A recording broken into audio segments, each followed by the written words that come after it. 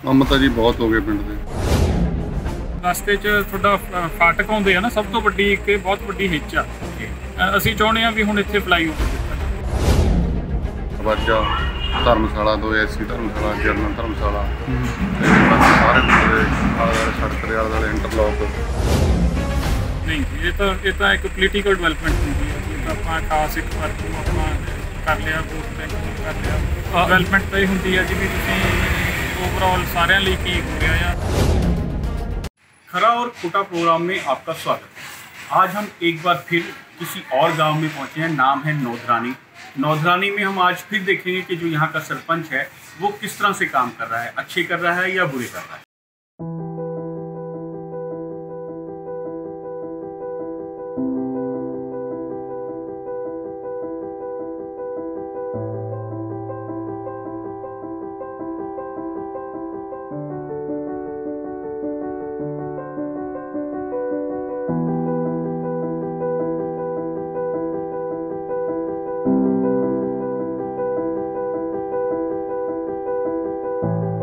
नौधरानी गांव संगरूर जिले में पड़ता है और मलेरकोटला से तकरीबन 3 से 4 किलोमीटर की दूरी पर है। यहाँ पर तकरीबन 2000 लोग रहते हैं, जिसमें 400 मुस्लिम, 400 एससी भाईचारा और तकरीबन 500 सिख भाईचारे का वोट है। यहाँ पर देखने को गांव अच्छा दिखता है, सड़कें अच्छी हैं, नालियां अच्छी हैं और सरपंच काम भी अच्छा कर रहा है। लोग युवा सरपंच हरप्रीत सिंह से काफी संतुष्ट और हरप्रीत भी अपने काम को अच्छे से और मन से करने की कोशिश कर रहा है। इस समय पर गांव के गेट, धर्मशाला, मुस्लिम धर्मशाला और ऐसी धर्मशाला पर काम हो रहा है और जल्द ही सीवरेज तालाब की उसारी और खेल ग्राउंड बनाने की भी तैयारी चल रही है।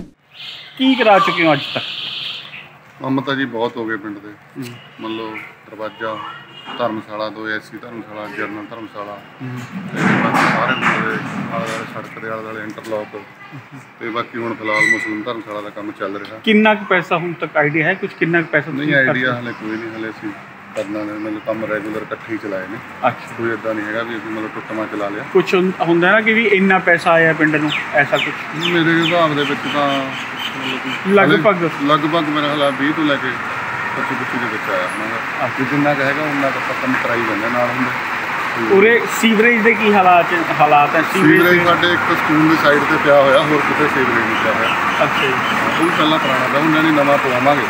ਬਾਕੀ ਟੋਬੇ ਦਾ ਅਸੀਂ ਕੰਮ ਤੋੜ ਰਹੇ ਹਾਂ, ਥੋੜ੍ਹੇ ਬਹੁਤੇ ਸੇਫਟੀ ਟ੍ਰੀਟਮੈਂਟ ਪਲਾਂਟ ਦਾ ਚਲਾਉਣਾ। ਮੈਡਮ ਨਾਲ ਕੱਲ੍ਹ ਹੀ ਗੱਲ ਹੋਈ ਸੀ, ਉਹ ਕਹਿੰਦੇ ਵੀ ਮਤਲਬ ਚਲਾ ਦਾਂਗੇ ਮਹੀਨੇ।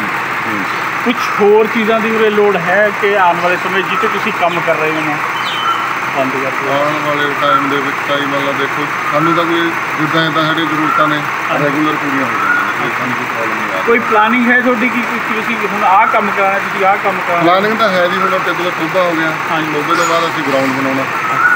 ਸਾਡੇ ਉੱਧਰ ਕਮਿਊਨਿਟੀ ਸੈਂਟਰ ਪਿਆ, ਲਾਈਟਾਂ ਦੀ ਕੀ ਪੋਜੀਸ਼ਨ ਹੈ ਉਹਦੀ? ਸਟਰੀਟ ਲਾਈਟ ਲੱਗੀ ਹੋਈ ਹੈ। ਤੇ ਆਪਾਂ ਜੇ ਗੱਲ ਕਰੀਏ ਡਾਕਟਰੀ ਦਾ, ਮੈਡੀਕਲ ਸੁਵਿਧਾ ਉਰੇ ਕਿੱਦਾਂ ਦੀ ਹੈ ਪਿੰਡ ਦੇ ਵਿੱਚ? ਮੈਡੀਕਲ ਸੁਵਿਧਾ ਸਾਡੇ ਇੱਥੇ ਸੱਦੋਪੁਰ ਹੈਗੀ ਜੀ, ਡਿਸਪੈਂਸਰੀ 4 ਪਿੰਡਾਂ ਦੀ। ਬਾਕੀ ਆਉਣ ਵਾਲੇ ਟਾਈਮ 'ਚ ਅਸੀਂ ਕੋਸ਼ਿਸ਼ ਸਾਡੀ ਜਾਰੀ ਹੈ ਵੀ ਜੇ ਉਰੇ ਆ ਜਾਵੇ। ਕੀ ਆ ਜਾਵੇ ਉਰੇ? ਆਪਣੇ ਕੋਈ ਵੀ ਮਤਲਬ ਜਿਹੜੀ ਸਰਕਾਰ ਵੱਲੋਂ ਸਹੂਲਤਾਂ ਜਾਂ ਦਵਾਈਆਂ ਦੁਆਈਆਂ ਸਟੋਰ ਵਗੈरह ਜਾਂ कुछ भी हैगी ਸਾਡੇ ਕੋਲ ਬਿਲਡਿੰਗ ਪਿੱਛੇ, ਇਹਦੇ ਵਿੱਚ ਅਸੀਂ ਬਣਵਾ ਦਾਂਗੇ। नौधरानी गांव की शिक्षा और स्वास्थ्य की बात करें तो हालात बदतर ही हैं। स्कूल 5वीं तक है, सेहत सुविधा के लिए सद्दोपुर जाना पड़ता है या मलेरकोटला जाना पड़ता है। लोगों को शिक्षा और सेहत को लेकर काफी परेशानी उठानी पड़ती है और इस बात का एतराफ सरपंच खुद भी करता है। शिक्षा दी ਉਰੇ ਕੀ ਸਥਿਤੀ ਹੈ? ਜਿਹੜਾ ਸਕੂਲ ਹੈ ਕਿਹੜੀ ਕਲਾਸ ਤੱਕ ਹੈ? ਪ੍ਰਾਇਮਰੀ ਸਕੂਲ ਹੈ ਜੀ। ਕਦੇ ਕੋਸ਼ਿਸ਼ ਕੀਤੀ ਹੈ ਕਿ ਇਹ ਤੇ ਤੁਸੀਂ ਅੱਗੇ? ਦੇਖੋ, ਮੈਨੂੰ ਤਾਂ ਹਲੇ 3 ਸਾਲ ਹੋਏ ਨੇ, ਪਹਿਲਾਂ ਆ ਕੇ ਚਲੇ ਗਏ। ਚਲੋ ਕਿਸੇ ਨੇ ਕੀਤੀ, ਜਾਣੀ ਮੇਰੀ ਕੋਸ਼ਿਸ਼ ਆ कि आने वाले टाइम ਦੇ ਵਿੱਚ ਸਕੂਲ ਦਾ भी लिया जाए। पर जब गांव में हम घूमे तो ज्यादातर लोगों ने सरपंच के हक में बात की और उसके कार्यों की सराहना भी की। मेरा नाम केसर सिंह है। केसर सिंह जी, की मानते हो किन्नी क डिवेलपमेंट इस पिंड की हो गई है और किन्नी क लोड़ है जी? डिवेलपमेंट तो बहुत वधिया हो गई जी। देखो आ साडे दरवाजे ही पहला तो बड़ा खंडर बनया पिया सी। ये पहला कदे मतलब 25-30 साल दी हालत खस्ता थी, तो ये भी साढ़े नाल एक धर्मशाला है, वो तो बिल्कुल ही खंडर बनी पई, वो भी इदां ही 25-30 साल तो। ये गल जिहड़ा साडा जमा नज़र गई है सरपंच साहब की, ਸਾਨੂੰ ਤਾਂ ਬਹੁਤ ਚੰਗਾ ਲੱਗਿਆ। ਸਾਨੂੰ ਤਾਂ ਕੀ ਸਾਰੇ ਬੱਚੇ ਨੂੰ ਚੰਗਾ ਲੱਗਦਾ ਵੀ ਬੱਚੇ ਖੁਸ਼ ਹੋਏ ਪਏ ਨੇ ਦੇਖ ਕੇ ਖੇਡਦੇ ਨੇ, ਮਤਲਬ ਬਹੁਤ ਵਧੀਆ ਲੱਗਦਾ ਸਾਨੂੰ ਤਾਂ ਇਹ। ਹਾਲਾਤ ਕੀ ਹੈ ਸੀਵਰੇਜ ਸਿਸਟਮ ਦੇ, ਕੀ ਹਾਲਾਤ ਨੇ? ਸੀਵਰੇਜ ਦੇ ਥੋੜਾ ਜੀ ਟੋਭੇ ਦੀ ਸਮੱਸਿਆ ਜੀ। ਅੱਛਾ, ਉਹਦਾ ਜੇ ਪਾਣੀ ਬਾਹਰ ਨਿਕਲ ਜਾਵੇ ਤੇ ਕੀ ਸਰਪੰਚ ਨੇ ਕੁਝ ਕਿਹਾ ਉਹਦੇ ਬਾਰੇ? ਹਾਂ ਜੀ, ਗੱਲਬਾਤ ਚੱਲਦੀ ਹੈ ਜੀ। ਅਸੀਂ ਜ਼ੋਰ ਲਾਉਂਦੇ ਆਂਗੇ ਵੀ ਵੱਧ ਤੋਂ ਵੱਧ ਵੀ ਛੇਤੀ ਹੋ ਸਕੇ। ਅੱਛਾ, ਸਰਪੰਚ ਇਸ ਗੱਲ ਨੂੰ ਤਿਆਰ ਹੈ ਕਿ ਹਾਂ ਜੀ ਹਾਂ। ਇਹ ਸਾਡੀ ਧਰਮਸ਼ਾਲਾ ਸਾਰੇ ਆਪਣੇ ਐਸੀ ਬਰਾਦਰੀ ਦੀ ਧਰਮਸ਼ਾਲਾ ਜੀ। ਕੀ ਹੁੰਦਾ ਉਰੇ? ਇੱਥੇ ਆਪਣੇ ਵਿਆਹ ਸ਼ਾਦੀ ਨੂੰ ਬਰਾਤਾਂ ਵਗੈਰਾ ਸਾਰਾ ਕੁਝ ਸਾਂਝੇ ਕੰਮ ਨੇ ਜਿਹੜੇ ਉਹ ਇੱਥੇ ਹੁੰਦੇ ਨੇ। ਪੈਸੇ ਲੈਂਦੇ ਆ ਫ੍ਰੀ ਆਫ ਕਾਸਟ ਹੁੰਦੇ? ਫ੍ਰੀ ਹੈ ਜੀ। ਕੋਈ ਹੋਰ ਐਸੀ ਗੱਲ ਜਿਹੜੀ ਤੁਸੀਂ ਚਾਹੁੰਦੇ ਹੋ ਮੁੱਖ ਸਰਪੰਚ ਤੋਂ ਕਿ ਉਹ ਅੱਗੇ ਨੂੰ ਹੋਰ ਵੀ ਕਰੇ? ਹਾਂਜੀ, ਕਰੇ ਤਾਂ ਕਰੀ ਜਾਂਦਾ ਜੀ, ਬਸ ਮਾੜਾ ਮੋਟਾ ਹੈ, ਕੋਈ ਹੋਰ नहीं करता बेचारा, बढ़िया करी है। दूसरी तरफ जब हम लोगों ने नौधरानी सरपंच के खिलाफ या जो विरोधी लोग हैं या विरोधी पार्टी के लोग हैं उनसे बात करने की कोशिश की, तो उन्होंने पहले तो हमें बुलाया और बात करने के लिए बात भी की, लेकिन बाद में उन्होंने कह दिया कि वो हमसे बात नहीं करना चाहते क्योंकि जो सरपंच उनके विरोध में खड़ा था वो बोलना नहीं चाहता। हमने उस अकाली दल के नेता से भी बात की कि भी आप कुछ इस गांव के बारे में बताइए, तो उन्होंने भी इस बारे में बात करने से मना कर दिया। अब इन शॉर्ट ये है कि यहाँ पर जो लोग हैं वो ज़्यादातर लोग जो हैं सरपंच को बेहतर बता रहे हैं। दूसरी तरफ कुछ लोग ऐसे भी हैं जो इस डेवलपमेंट को सही नहीं मानते। उनका मानना ये है कि दीवारें बनाना या दरवाजे बनाना या गलियां बनाना या धर्मशालाएं बनाना ये डेवलपमेंट तो है, लेकिन असली डेवलपमेंट तो ये है कि हम सेहत सुविधाएं, शिक्षा सुविधाएं को आगे बढ़ाएं और जो सही मायने में सुविधाएं उनको आगे लेके। ਇਕੱਲੇ ਨੌਧਰਾਣੀ ਪਿੰਡ ਨੂੰ ਧਿਆਨ 'ਚ ਰੱਖ ਕੇ ਨਹੀਂ, ਸਾਡੀ ਹੁਣ ਵੱਡੀ ਲੋੜ ਬਣ ਗਈ ਆ, ਜ਼ਿਲ੍ਹੇ ਦੇ ਨਾਲ ਜੁੜ ਰਹੇ ਆ, ਟ੍ਰੈਫਿਕ ਵੱਧ ਰਿਹਾ ਆ। ਸਾਨੂੰ ਤਾਂ ਜਿਹੜਾ ਰਸਤੇ 'ਚ ਤੁਹਾਡਾ ਫਾਟਕ ਆਉਂਦੇ ਆ ਨਾ, ਸਭ ਤੋਂ ਵੱਡੀ ਇੱਕ ਬਹੁਤ ਵੱਡੀ ਹਿੱਚ ਆ।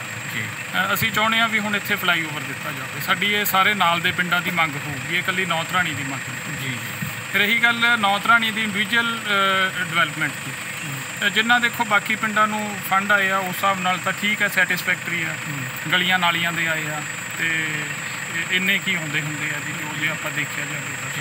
क्या ਤੁਸੀਂ ਮੰਨਦੇ ਹੋ ਕਿ ਇਕੱਲਾ ਜੇ ਐਸਸੀ ਧਰਮਸ਼ਾਲਾ ਨੂੰ ਪੈਸਾ ਆ ਗਿਆ ਜਾਂ ਮੁਸਲਿਮ ਧਰਮਸ਼ਾਲਾ ਨੂੰ ਪੈਸਾ ਆ ਗਿਆ ਜਾਂ ਗੇਟ ਬਣਾ ਦਿੱਤਾ, ਕਿਆ ਤੁਸੀਂ ਇਸ ਗੱਲ ਨੂੰ ਡਿਵੈਲਪਮੈਂਟ ਮੰਨਦੇ ਹੋ? ਨਹੀਂ ਜੀ, ਇਹ ਤਾਂ ਇੱਕ ਪੋਲੀਟੀਕਲ ਡਿਵੈਲਪਮੈਂਟ ਹੁੰਦੀ ਹੈ ਜੀ। ਇਹ ਤਾਂ ਆਪਾਂ ਖਾਸ ਇੱਕ ਵਰਗ ਨੂੰ ਆਪਾਂ ਕਰ ਲਿਆ, ਵੋਟ ਬੈਂਕ ਨੂੰ ਕਰ ਲਿਆ। ਡਿਵੈਲਪਮੈਂਟ ਤਾਂ ਇਹ ਹੁੰਦੀ ਹੈ ਜੀ ਵੀ ਤੁਸੀਂ ਓਵਰਆਲ ਸਾਰਿਆਂ ਲਈ ਕੀ ਹੋ ਰਿਹਾ ਆ, ਲੋਕਾਂ ਨੂੰ ਕਿੱਥੇ ਸੌਖ ਹੋ ਰਹੀ ਹੈ। ਜੇ ਹੁਣ ਦਰਵਾਜ਼ਾ ਬਣ ਗਿਆ, ਉਹ ਲੋਕਾਂ ਨੂੰ ਕਿੱਥੇ ਕੰਫਰਟ ਲੈਵਲ ਕਿੱਥੇ ਵਧਿਆ ਇਹਦੇ ਨਾਲ। ਕਿਤੇ ਨਾ ਕਿਤੇ ਲੱਗਦਾ ਨਹੀਂ ਕਿ ਆਪਾਂ ਨੂੰ ਜਿਹੜੀ ਹੈ ਐਜੂਕੇਸ਼ਨ, ਸਿਹਤ ਸੇਵਾਵਾਂ, ਐਜੂਕੇਸ਼ਨ ਸੰਸਥਾਵਾਂ ਅਤੇ ਜਿਹੜਾ ਹੈ ਸੜਕ ਸੁਵਿਧਾਵਾਂ, ਇਹ ਸਾਰੀਆਂ ਚੀਜ਼ਾਂ ਵੀ ਅੱਛੀਆਂ ਹੋਣੀਆਂ ਚਾਹੀਦੀਆਂ। ਬਿਲਕੁਲ ਹੋਣੀਆਂ ਚਾਹੀਦੀਆਂ। ਇਹਦੇ ਨਾਲ ਡਿਟੇਲ ਦੱਸ ਕੇ ਬੋਲੋ ਜ਼ਰਾ। ਕਿਉਂਕਿ ਜੇ ਹੁਣ ਦੇਖੋ ਆਪਾਂ ਇੱਕ ਐਗਜ਼ਾਮਪਲ ਲੈਂਦੇ ਹਾਂ, ਇਜ਼ਰਾਈਲ ਇੱਕ ਛੋਟਾ ਜਿਹਾ ਦੇਸ਼ ਹੈ, ਉਹਨੇ ਪੂਰੀ ਦੁਨੀਆ 'ਚ ਆਪਦੀ ਧਾਕ ਜਮਾਈ ਹੋਈ ਆ। ਉਹਨਾਂ ਨੇ ਐਜੂਕੇਸ਼ਨ ਨੂੰ ਆਪਦਾ ਬੇਸ ਬਣਾਇਆ।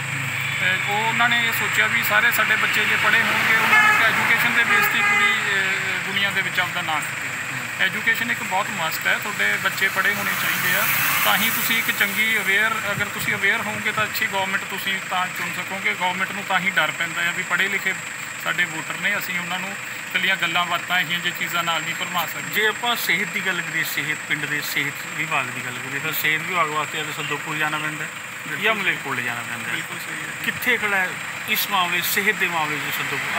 ਨੌਧਰਾਣੀ ਕੋਈ ਇੱਥੇ ਗਵਰਨਮੈਂਟ ਤੋਂ ਨਹੀਂ ਕੋਈ ਇੱਦਾਂ ਦੀ ਡਿਸਪੈਂਸਰੀ ਜਾਂ ਇੱਦਾਂ ਦਾ ਕੁਛ ਨਹੀਂ ਹੈਗਾ।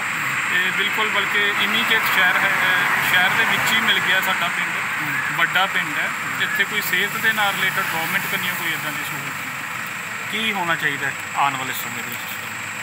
ਦੇਖੋ, ਇੱਕ ਡਿਸਪੈਂਸਰੀ ਤਾਂ ਘੱਟੋ ਘੱਟ ਗਵਰਨਮੈਂਟ ਕੰਨੀਓ ਜ਼ਰੂਰ ਹੋਣੀ ਚਾਹੀਦੀ ਹੈ। ਐਡਾ ਵੱਡਾ ਪਿੰਡ ਹੈ, ਲੋਕਾਂ ਨੂੰ ਫਿਰ ਇੱਕ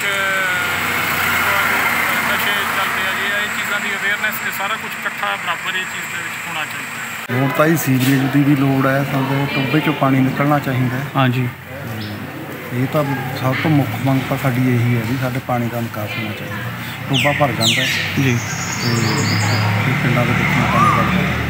इस बारे में जब बीडीपीओ दफ्तर में बात की तो उन्होंने बताया कि गांव के विकास के लिए केंद्र और पंजाब सरकार की तरफ से 39 लाख रुपए आए हैं, जिसमें से 36 लाख रुपए गांव के विकास कार्यों पर खर्च हो चुके हैं। ਸਾਡੇ ਪਿੰਡ ਦੇ ਵਿੱਚ ਤਕਰੀਬਨ 38 ਲੱਖ ਰੁਪਈਆ ਸਾਨੂੰ ਹੁਣ ਤੱਕ ਆਇਆ, ਜਿਹਦੇ ਵਿੱਚ ਸਾਡੇ ਮਾਨਯੋਗ ਮਿਨਿਸਟਰ ਬੀਬੀ ਰਜੀਆ ਸੁਲਤਾਨਾ ਜੀ ਦੇ ਉਹਨਾਂ ਨੇ ਸਾਨੂੰ ਪ੍ਰੋਵਾਈਡ ਕੀਤਾ, ਤੇ ਇਸ ਤੋਂ ਇਲਾਵਾ ਸਾਨੂੰ 14 ਫਾਈਨੈਂਸ ਕਮਿਸ਼ਨ ਜੋ ਸੈਂਟਰ ਵੱਲੋਂ ਆਉਂਦਾ ਉਹ ਸਾਨੂੰ ਮਿਲਿਆ। ਜਿਹਦੇ ਵਿੱਚ ਅਸੀਂ ਤਕਰੀਬਨ 33 ਲੱਖ ਰੁਪਏ ਅਸੀਂ ਖਰਚ ਕਰ ਚੁੱਕੇ। ये सच है कि सरपंच काम कर रहा है और उसने 36 लाख रुपया खर्च करके गांव में काफी विकास भी किया है, पर अगर वो यही सेहत, शिक्षा, सीवरेज और बेहतर बनाने में ध्यान लगाए तो गांव ज्यादा खुश होगा। गांव में हर कोई चाहता है कि उनकी जिंदगी तो जैसी निकली, पर उनके बच्चों को शिक्षा और सेहत सुविधाओं के लिए दर दर की ठोकरें ना खानी पड़े। वेडनेसडे टाइम्स के लिए संगरूर से रिपोर्टर अशरफ अंसारी के साथ चीफ एडिटर हुसैन शेख।